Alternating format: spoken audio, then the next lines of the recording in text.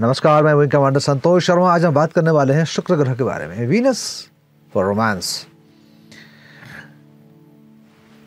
Venus को हरदम romance से जोड़ा जाता है। क्यों? मंत्र कहता है कि ही मकुंड मृणानाभम दत्ताराम परमम गुरुम। हिम कुंड मतलब हिमपुत्र, आप जानते हैं पार्वती हैं। हिम का मतलब है आइस, स्नो। हनीमून में जब जाते हैं तो कहाँ जाते हैं आप? जहाँ स्नोफॉल हो रहा हो, श्रीनगर चले गए, स्विट्जरलैंड की बातें होती हैं। जहाँ भी ठंड हो और स्नोफॉल होता हो, ऐसी जगह को बड़ा रोमांटिक माना जाता है। तो जो शुक्र ग्रह है, वीनस है, उसमें भी आइसी है, ये भी नासा कहता है। शुक्र ग्रह रोमांस के लिए, प्रजनन शक्ति के लिए, सेक्स के लिए, संभोग के लिए, आनंद के लिए होता है। शुक्राणु, स्पर्म, जिससे बच्चे पैदा होते हैं, पुरुष के सीमेन में स्पर्म्स होते हैं, शुक्राणु बोलते हैं उसको हम लोग। शुक्र मतलब शुक्र ग्रह, अणु मतलब इज ए एटम और is a microscopic thing. Sperm, जिसको आंखों में दिखाई भी नहीं पड़ता है, खाली आंखों से, इसलिए कहते हैं अणु, जो दिखाई नहीं पड़ रहा हो। तो ये सभी चीजें जो हम बात कर रहे हैं, ये सभी चीजें जुड़ी हुई हैं शुक्र से। शुक्र का स्थान होता है स्वादिष्टान चक्र, जो कि आपके नाभि के नीचे होता है और जननांग को लिए होता है, मतलब जो आपका रिप्रोडक्टिव ऑर्गन्स है, सेक्सुअल ऑर्गन्स है, उसको भी इंक्लूड करता है। यदि शुक्र जनरली ठीक नहीं होता है तो स्वादिष्टान चक्र को ब्लॉक करता है, तो होता क्या है? यदि आप पुरुष हैं तो प्रीमेच्योर इजैकुलेशन हो सकता है, सेक्सुअल डिस्फंक्शन हो सकता है। अब यदि लड़की हैं तो फ्रिजिडिटी हो सकता है, no interest in sex, dryness और वेजाइना हो सकता है, ओम रिलेटेड इशू होते हैं, पीसीओडी, पीसीओएस टाइप चीज़ें हो जाती हैं। मेंस्ट्रुअल साइकिल में दिक्कत शुरू हो जाएगा जब शुक्र और चंद्रमा दोनों यदि ग्रसित हों नेगेटिविटी से, तो फिर मेंस्ट्रुअल साइकिल में प्रॉब्लम हो जाते हैं, गर्भाधान में प्रॉब्लम हो जाता है, गर्भाशय में प्रॉब्लम हो जाता है। तो मोटा मोटी ये देखें तो सेक्स रिलेटेड जो चीज़ें होती हैं या गर्भाधान की जो चीज़ें होती हैं, ये सभी शुक्र से प्रभावित होती हैं। शुक्र अलग अलग घरों में किस प्रकार से फल देता है, उसके बारे में बात करेंगे। जो मेरी किताब है, वैदिक एस्ट्रोलॉजी किताब जो है, जो कि आपको अमेजोन में, फ्लिपकार्ट में मिल जाती है, इसी किताब से ही हम बात करेंगे। और फिर मैं आपको बताऊंगा कि शुक्र ग्रह के बारे में क्या क्या उपाय हो सकते हैं। यदि शुक्र आपके लिए अच्छा नहीं हो तो क्या क्या कर सकते हैं आप, डेबिलिटेशन में हो तो क्या करेंगे, वक्री हो तो क्या करेंगे, अच्छा है बूस्ट करना चाहते हो तो क्या करेंगे, ये भी सभी चीज़ों के बारे में हम बात करने वाले हैं। वीडियो को अंत तक जरूर देखिएगा। मैं wing commander Santosh Sharma, white daughter spirituality के संस्थापक। आपका स्वागत है हमारे चैनल में।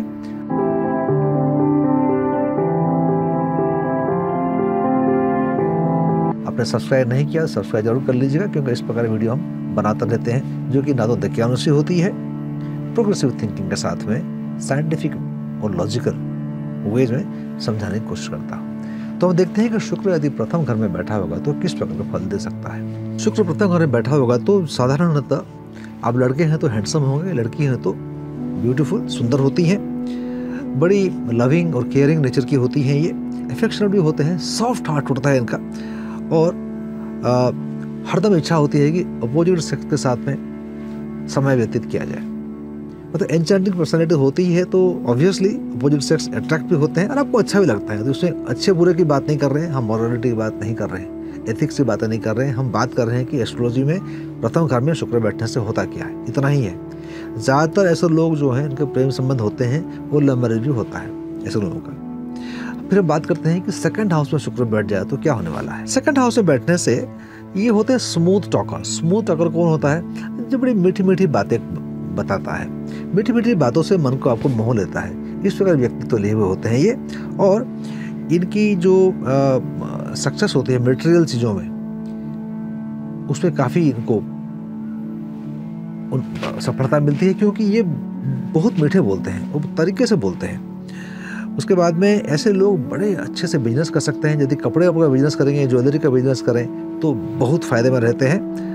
और ऐसे आदमी जर्नलिस्ट भी बनते हैं, डॉक्टर भी बनते हैं, जो कि बढ़िया ढंग से बात करते हैं, पेशेंट से एक बॉन्ड बनाते हैं उस प्रकार से, और इनकी पर्सनैलिटी बड़ी इंप्रेसिव होती है।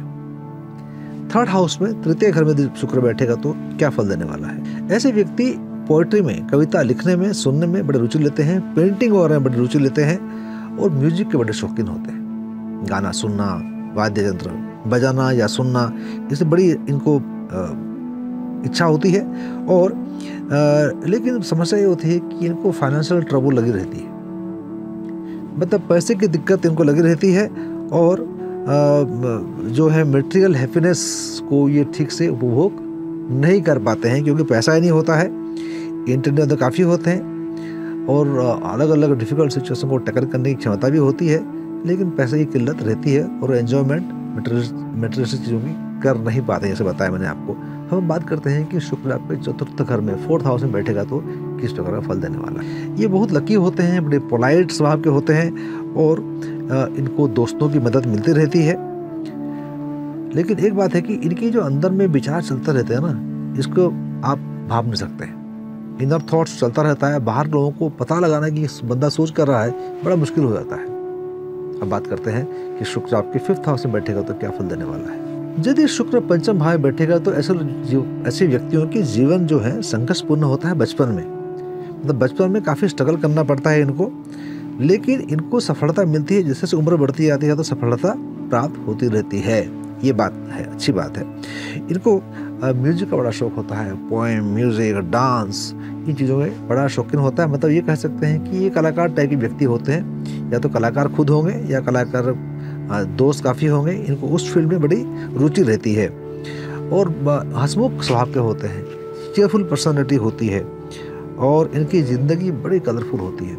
इनके बड़े अफेयर्स होते हैं और रोमांटिक टू द कोर होते हैं और जीवन में काफ़ी सारा रोमांटिक अफेयर्स देखने को मिलता है। फिर मैं कहता हूँ कि अच्छे बुरे की बात नहीं कर रहे हैं, एथिकल मॉरलिटी की बात नहीं कर रहे हैं, जस्ट प्रोग्रामिंग। भगवान आपको ऐसे बना रखा है, इतना स्वीकार कर लीजिए आप, तो don't feel guilty about all the kind of stuff. यदि 6th हाउस में शुक्र बैठ जाएगा तो क्या होने वाला है। सबसे पहली बात तो है कि शुक्र यदि 6th भाव में बैठता है तो ये बड़े प्रसिद्ध होते हैं और उनके कोई दुश्मन होते ही नहीं हैं और दोस्त इनको बहुत मदद करता रहते हैं। और इशू एक रहता है कि इनका थोड़ा करेक्टर डाउटफुल रहता है, मतलब थोड़े से हल्के से ढीले करेक्टर बोल सकते हैं। अगेन नथिंग, नो क्रिटिसिज्म, ये प्रोग्रामिंग है तो थोड़े से ढीले स्वभाव के होते हैं कैरेक्टर वाइज, मतलब फिसल जाते हैं, स्पेशली अपोजिट सेक्स के साथ में संपर्क बनाने की हद में तत्पर रहते हैं और फिसलता रहते हैं। इसी कारण में इनको हेल्थ का इशू रहता है, जैसे बीमारी हो सकती है, STD हो सकता है, एड्स वगैरह हो सकता है। और भी प्रॉब्लम यदि लड़की है तो PCOD वगैरह हैं, यूट्राइन प्रॉब्लम हो सकता है, पाइल्स वगैरह हो सकता है। ये चीज़ें इस प्रकार से 6th हाउस में, क्योंकि हाउस ऑफ डिजीज है, जैसे हो जाता है। 7th भाव में शुक्र बैठेंगे तो क्या होने वाला है।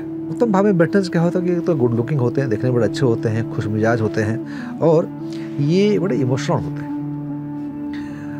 होते हैं और इनकी जो शादी होती है जनरली अच्छे घर में होती है। पैसे वाली लड़की हैं तो पति पैसा वाला होगा, या यदि आप पुरुष हैं तो ससुराल वाले आपके काफ़ी संपन्न होंगे। 8वें घर में यदि सूर्य बैठेगा 8th हाउस में, यदि 8th हाउस में शुक्र बैठेगा तो क्या होता है, इसके बारे में जानते हैं अभी। ये काफ़ी रिलीजियस स्वभाव के होते हैं और इनको एडमिनिस्ट्रेटिव जॉब में काफ़ी सफलता मिलती है। फिर इनके जो सीनियर होते हैं वो काफ़ी लाइक करते हैं और इनकी जो बुढ़ापा है बड़ा सुख से व्यतीत होता है। शुक्र यदि 9th हाउस में बैठेगा, भाग्य घर में बैठेगा तो कैसा फल देने वाला है। इनका बचपन तो बड़ा आनंद से बीतता है, लेकिन जो मिड एज होता है ना, बड़ा स्ट्रगल करना पड़ता है इनको। और ये तो चाहते तो हैं कि भाई जिंदगी को बिंदास जिया जाए, लिव लाइक किंग साइज, ऐसे विचार इनका होता है। और बड़े घूमने फिरने के बड़े शौकीन होते हैं, घुमक्कड़ कह सकते हैं इनको आप। और मेहनत भी काफ़ी ज़िंदगी में करते हैं। लाइफ कंफर्टेबल जनरली रहता है, तो ज़्यादा कोई इशू रहता नहीं है। लेकिन जैसे बताया मैंने कि बचपन तो बड़ा आनंदपूर्वक बीतता है, मिड एज में स्ट्रगल होती है, फिर बाद में ठीक हो जाता है। शुक्र यदि आपके 10वें स्थान में कार्यक्षेत्र में बैठेगा तो कैसा फल देने वाला है, इसको जान लेते हैं। ऐसे व्यक्ति एज एन एम्प्लॉय बड़े सक्सेसफुल होते हैं, लेकिन यदि मालिक बन जाते हैं, बिजनेस करते हैं तो बड़ी दिक्कतें आती हैं हमको। तो शुक्र यदि कार्यक्षेत्र में बैठेगा, 10वें घर में बैठेगा तो एज ए बिजनेसमैन सक्सेसफुल ज़्यादा नहीं हो पाते हैं। As an employ you do very well. और यदि ये एम्प्लॉय होते हैं, कहीं जॉब करते हैं, कंपनी में करते हैं, तो बचपन जबकि साधारण होता है, लेकिन उम्र के साथ में बड़ी इनकी उन्नति होती है और बहुत ऊंचे स्तर पे ये लोग पहुंच जाते हैं। और इनको जो है बड़ी रुचि रहती है रिलीजियस एक्टिविटी में भाग लेने का। कहीं कुछ रिलीजियस एक्टिविटी हो रही है, प्रवचन हो रहा हो या करवाना हो, इस प्रकार चीज़ों में ये रुचि लेते रहते हैं। अच्छी बात है। मिड एज में थोड़ा स्ट्रगल करना पड़ता है, जैसे बताया कि नवम भाव में भी ऐसा होता है, तो इसमें भी थोड़ा सा मिड एज में थोड़ा सा स्ट्रगल होता है, लेकिन बुढ़ापा अच्छा काटता है। मतलब old age is peaceful and they normally have good kind of money. 11th house में यदि शुक्र बैठेगा तो किस प्रकार का फल देने वाला है, इसको जान लेते हैं। 11th हाउस में यदि बैठेगा तो ये लोग जो हैं एक खुश मिजाज खुशनुमा ज़िंदगी जीते हैं। और लेकिन थोड़ा सा क्या होता है कि जो सीनियर्स होते हैं इनके ना, इनके साथ थोड़ा सा इनका डैगर हेड पे होते हैं, मतलब थोड़ा सा अपोज करते रहते हैं। तो सीनियर मानते हैं कि ये थोड़े से जिद्दी टाइप के हैं या मेन में निकालते रहते हैं, बात को सुनते नहीं हैं। तो यदि आपके शुक्र यदि 11th हाउस में बैठा हुआ है तो थोड़ा ध्यान दीजिएगा and try to overcome this kind of mental blockage. जो प्रोग्रामिंग है इसके ऊपर काम करने का बहुत ज़रूरी है आपको। और इनके पास इनकम के बड़े स्रोत होते हैं, इधर उधर कहीं एफडी में डाल देंगे, कोई शेयर मार्केट में पैसा लगा देंगे, कहीं इन्वेस्ट कर देंगे, कोई लैंड खरीद लेंगे। तो ये अलग अलग स्रोत बनाते रहते हैं, जो कि अच्छी बात है। और अपने घर को बड़ा साफ सुथरा डेकोरेटेड, पेंटिंग की, कोई फूलों की, गमले की, इस प्रकार शौक रहता है, तो घर को बड़ा सजा कर रखते हैं। यदि आप लेडी हैं, फीमेल हैं, तो आप ये कहते हैं अच्छी खासी गृहिणी है जो कि घर को सजा के रखती है, लोग आपको वाह वाह करते हैं। बहुत अच्छी बात है, कोई दिक्कत की बात नहीं है। और थोड़े से शोई होते हैं, मतलब दिखावे में बिलीव करते हैं, दिखावे करते हैं। थोड़ा सा ऐसा लोगों को लगता है कि थोड़ा सा प्राउड टाइप की नेचर आपकी है, तो ऐसा मानते हैं, लेकिन आपसे होते नहीं है। लेकिन इस प्रकार का इंप्रेशन क्रिएट करते हैं जब शुक्र आपके 11th हाउस में बैठता है। तो शुक्र जब 12th हाउस में बैठ जाएगा तो क्या होने वाला है? 12th हाउस में बैठने से ये लोग लकी होते हैं और सेल्फ मेड, मतलब अपने मेहनत से ज़िंदगी में आगे बढ़ते हैं। इन्हें कोई देता नहीं है, लेकिन खुद की मेहनत से, खुद की कमाई से आगे बढ़ते हैं। लेकिन थोड़े से स्पेंड थ्रिफ्ट होते हैं, मतलब खर्चीले स्वभाव के हैं। ये खरीद लिया, वो खरीद लिया, तो इधर उधर खर्चे काफ़ी करते रहते हैं, कमाते रहते हैं, खर्च करते रहते हैं। काफ़ी रिलीजियस होते हैं और ये विदेशों में की यात्रा करते हैं, रिलीजियस प्लेसेस वगैरह देखेंगे जाके। जैसे कोई मक्का मदीना चला गया या आपके चर्च के कोई बड़ा सा कहीं है चला गया देखने के लिए, बद्रीनाथ केदारनाथ चले गए। तो ऐसे लोग जो हैं काफ़ी घूमते रहते हैं, लेकिन ये जो रिलीजियस प्लेसेस में जाने के ज़्यादा शौकीन होते हैं।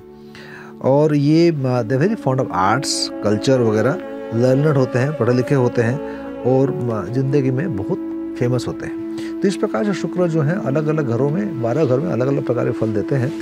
थोड़ा संक्षेप में बताना चाहूँगा कि शुक्र के साथ बाकी जो ग्रहों की किस प्रकार से बनती है या नहीं बनती है, इसकी बात करते हैं। जस्ट फॉर जनरल आइडिया, मानिए कि शुक्र और सूर्य साथ में बैठे हुए हैं, तो क्या होने वाला है? ये सूर्य जो है प्रखर ज्योति है, लॉर्ड ऑफ एनर्जी है, और आप जानते हैं कि शुक्र जो है आइस है। तो ये क्या करेगा? रोमांस को पिघला देगा। तो सूर्य और कॉमन सेंस की बातें हैं जो मैं आपसे बात कर रहा हूँ, it's all common sense. Astrology is a science of common sense. Astrology का कुंडली बनाना और इंट्रिकेट चीज़ों में घुसना वो तो कठिन होता है, लेकिन ये थोड़े बहुत जो चीज़ें हैं ये बड़ी कॉमन टाइप की होती हैं, कॉमन सेंस यूज करके आप समझ सकते हैं। शुक्र, सूर्य गर्मी, हीट, ये आइस पिघलाएगा रोमांस को, अच्छा नहीं मान सकते हैं। शुक्र और चंद्रमा लीजिए, इट्स गुड कॉम्बिनेशन। पोएट्री, कलाकार, रोमांटिक, ये चीज़ें होती हैं, अच्छी बात है, नो इश्यूज। शुक्र और मंगल क्या होने वाला है? जैसे सूर्य के साथ हुआ था, Mangal again heat in red colour heat. तो शुक्र के साथ में मंगल का तो कुछ जमता नहीं है। शुक्र और बुध ग्रह ये सेक्सुअल डिसओरिएंटेशन पैदा कर देते हैं, डिस्टॉर्ट कर देते हैं। क्यों? बुध ग्रह जो है क्लीवलिंग है, बुध ग्रह जो ना तो पुरुष है ना नारी है। तो ये थोड़ा सा शुक्र के साथ बैठने से गड़बड़ पैदा कर देता है, मतलब आपके जो सेक्सुअल इंटरेस्ट हैं ये कुछ इधर उधर हो सकते हैं। I am talking about heterosexual, talking about lesbianism and आदि आदि। शुक्र के साथ में गुरु का बैठना कॉन्ट्राफोर्स, क्योंकि गुरु जो है देवताओं के हैं, बृहस्पति, और ये राक्षसों के गुरु हैं, शुक्राचार्य हैं। तो ये थोड़ा सा कॉन्ट्राफोर्स है। लेकिन कई बार देखा गया कि ये दोनों ग्रह जब साथ में बैठते हैं एक अजीब प्रकार की मिस्टिकल चीज़ें क्रिएट होती हैं। जैसे आपने देखा होगा, जो मुझे याद आ रहा है, जैसे आपके ईशा के जो गुरुजी हैं, सदगुरु हैं, जगी वासुदेव हैं, उनके चार्ट में ये बृहस्पति और शुक्र साथ में बैठे हुए हैं। तो इसमें क्या होता है कि ये बड़े मिस्टिकल बन जाते हैं, ज्ञानी होते हैं लेकिन मिस्टिकल पावर भी है, मतलब देवताओं का शक्ति भी है और राक्षसों की शक्ति भी है। राक्षसों की शक्ति कैसे होती है? मायावी, इल्यूजन क्रिएट करना, लोगों को प्रभावित कर देना, मेस्मराइज कर देना लोगों को बातों से, या अपने जो कुछ कर्तव्य करते हैं आप। तो इस प्रकार से एक बड़ी अजीब सी मिस्टिकल पर्सनैलिटी बन जाती है, जो कि हमें देखने को मिलता है जगी वासुदेव जी में। तो ऐसा हो गया। शुक्र के साथ में शनि का दोस्ती होती है, लेकिन दोस्ती कैसे बताऊँ आपको मैं? जैसे है कि भाई एक शराबी है और एक जुआरी है, ऐसे दोस्ती होती है। तो शनि के साथ शुक्र होने से रोमांस कैसा होगा? अब यहाँ वहाँ भटकेंगे, यू नो। सो यहाँ भटकना मतलब क्या है कि buying sex for example, okay, so you can get sexual pleasures and other kind of pleasures through means which is not correct. यहाँ थोड़ा सा सो कॉल्ड एथिक्स की बात मैं कर रहा हूँ, लेकिन that is how the programming is. तो ऐसा है तो क्या कर सकते हैं? अब ये कर सकते हैं कि भाई शनि को और शुक्र को दोनों को बैलेंस कर सकते हैं। यदि आपके दोनों ऐसे बैठे हुए हैं और आपको यदि इस प्रकार प्रवृत्ति होती है कि जहाँ तहाँ मन जानने में करता है, वो समाज में बदनामी होने का आपको भय है, तो आप बचना चाहते हैं, तो शुक्र के लिए 7 मुखी और 13 मुखी और शनि के लिए 17 मुखी रुद्राक्ष पहनेगा तो बैलेंस हो जाएगा।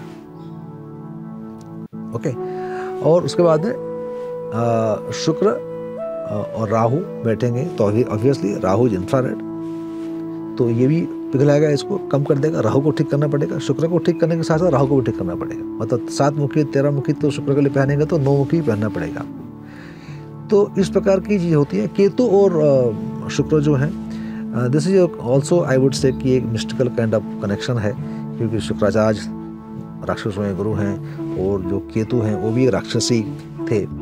आप जानते हैं राहु केतु के बारे में कहानी। तो एक mystical out of box thinking, इस प्रकार की चीज़ें आपके पर्सनालिटी में ये परिस्फुट होता है, दिखाई पड़ता है। तो अलग अलग ग्रहों के साथ में शुक्र का अलग अलग प्रकार के व्यवहार या उसका रिजल्ट आते हैं।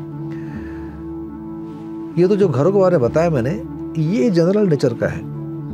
उसके साथ साथ ये देखना पड़ेगा कि ये अलग अलग ग्रहों के साथ कैसे बैठे हुए हैं, कोई ग्रह उसको देख रहा है क्या। चाहे राहु की दृष्टि हो, राहु के साथ बैठने के बाद साथ राहु की दृष्टि हो या मंगल की दृष्टि हो, तो वैसे ही फल देने वाला है, आंशिक रूप में, कम मात्रा में देगा लेकिन देगा, जो हमने अभी डिस्कस किया हमने। शुक्र यदि आपके चार्ट में डेबिलिटेशन में है तो आप हीरा पहनेंगे या व्हाइट सफर पहनेंगे तो कोई फायदा होने वाला नहीं है। आपको 7 मुखी और 13 मुखी रुद्राक्ष पहनना पड़ेगा। वो पहनने के बाद 3 महीने बाद एनर्जी बैलेंस आपकी हो जाए तो उसके बाद में आप रत्न धारण करने के बारे में सोच सकते हैं। यदि मुझसे सलाह करना चाहते हैं तो मेरे नंबर दिए हुए हैं, आप सलाह कर सकते हैं। यदि आपके शुक्र चार्ट में वक्री है और उसको पावर बढ़ाना चाहते हैं लेकिन शुक्र आपके लिए अच्छे हैं, तब आप व्हाइट सफायर स्टोन पहनिए। डायमंड पहनने की जरूरत नहीं है। मैं कहता हूँ बार बार कि डायमंड से अच्छा है कि व्हाइट सफायर, सफ़ेद पुखराज पहनिए आप। रत्नों की जब बात करते हैं एस्ट्रोलॉजी में तो सफ़ेद पुखराज ज़्यादा अच्छा काम करता है। डायमंड बहुत महंगे भी आते हैं, या तो खरीदेंगे आप F क्लास खरीदिए 6 लाख रुपया पर कैरेट, 1 कैरेट का। 2 कैरेट का कीमत जो है वो तो ज्योमेट्रिकली अप होती है, तो ये 12 लाख नहीं होगा, हो सकता है 15 लाख हो। तो उस चक्कर में पढ़ने की जरूरत नहीं है। और आप जो है व्हाइट सफारी पहनिए, सफ़ेद पुखराज पहनिए, बहुत अच्छा काम करेगा। साथ साथ में 7 मुखी 13 मुखी रुद्राक्ष धारण करें तो बहुत अच्छा है। शुक्र, यदि शुक्र आपके चार्ट में अच्छे नहीं है तो क्या करना चाहिए आपको? शुक्रवार के दिन में सफ़ेद कपड़ा, व्हाइट कपड़ा पहनिए, व्हाइट चीज़ों का सेवन कीजिए। दही है, चावल है, व्हाइट जो दिखता है उसको खाइए और उन चीज़ों का गरीबों में दान दीजिए, दक्षिणा दीजिए, तो आपके शुक्र आपके फेवर में हो जाएंगे। आपका जो स्वादिष्ठान चक्र है, स्वाधि का मतलब प्लेजर्स ऑफ लाइफ, स्वादिष्ठान चक्र को बैलेंस करने के लिए वीडियो हमारे चैनल में दिए हुए हैं, उसको आप देखिए और चक्र बैलेंसिंग करके अपने जीवन में पूर्णता प्राप्त कीजिए, आनंद प्राप्त कीजिए और सुख समृद्धि से रहिए। अभी विदा लेता हूँ आपसे। अगले वीडियो में हम बात करेंगे कल शनि के बारे में। हमने बाकी वीडियो बना चुके हैं शनि के बारे में, आपने देखा होगा। प्रथम भाव से लेके हमने अभी तक 8वें भाव, अष्टम भाव तक बात कर चुके हैं, वीडियो बना चुके हैं। कल हम बात करेंगे, 2 वीडियो मैं कल अपलोड करने वाला हूँ। Shani in the 9th house भाग्य हाउस में and Shani in the 10th house कार्य क्षेत्र में। 11th हाउस और 12th हाउस हम पहले कर चुके हैं और 1 से 8 हमने फिर बाद में किया, तो मतलब सभी हो चुके हैं। खाली बचा हुआ था 2, 9th हाउस और 10th हाउस में शनि बैठने से कैसा होता है वो हम कल अपलोड कर देंगे। तो शनि के बारे में पूरा जो है कंप्लीट हो जाएगा। फिर संडे को हम सूर्य के बारे में बात करेंगे, अलग अलग घरों में किस प्रकार से ये प्रभाव दिखाते हैं आपको। तो अभी आपसे विदा लेता हूँ मैं विंग कमांडर संतोष शर्मा। नमस्कार और जय हिंद और जय भारत।